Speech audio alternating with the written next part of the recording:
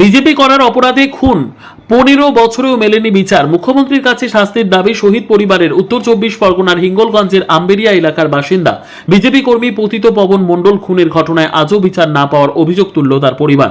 অভিযুক্তদের কঠোর শাস্তি এবং পরিবারের পাশে দাঁড়ানোর দাবিতে মুখ্যমন্ত্রী ও স্থানীয় বিধায়িকার কাছে আবেদন জানিয়েছেন মৃতের স্ত্রী ও কন্যারা।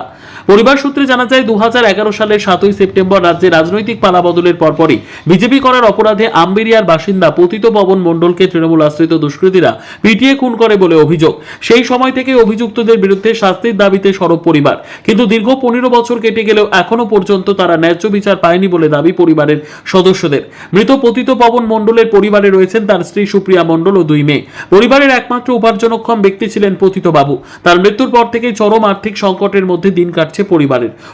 অভিযুক্তরা আজও এলাকায় প্রকাশ্যে ঘুরে বেড়ালেও তাদের বিরুদ্ধে কার্যকর কোনো ব্যবস্থা নেওয়া হয়নি। বর্তমান রাজ্য সরকারের মুখ্যমন্ত্রী শুভেন্দু অধিকারী সম্প্রতি দাবি করেছেন গত কয়েক বছরে রাজ্য জুড়ে নিহত বিজেপি কর্মী সমর্থকদের পরিবারকে আর্থিক সহায়তা দেওয়ার পাশাপাশি তাদের ন্যায্য বিচার নিশ্চিত করা হবে। সেই আশাতেই এখন মুখ্যমন্ত্রী ও এলাকার নবনির্বাচিত বিধায়িকা রেখা পাত্রের কাছে সাহায্যের আবেদন জানিয়েছে পতিত পবন মণ্ডলের পরিবার।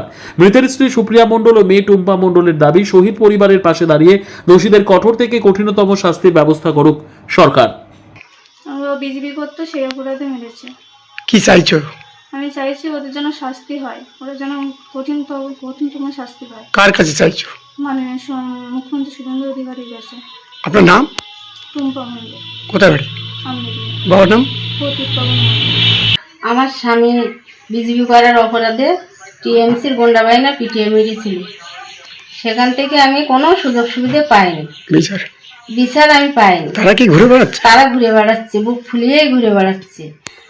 এবং আমার দল বিজেপি সরকার এসেছে। আমি মুখ্যমন্ত্রী শুভেন্দু অধিকারী ওনার কাছে আমি জানাচ্ছি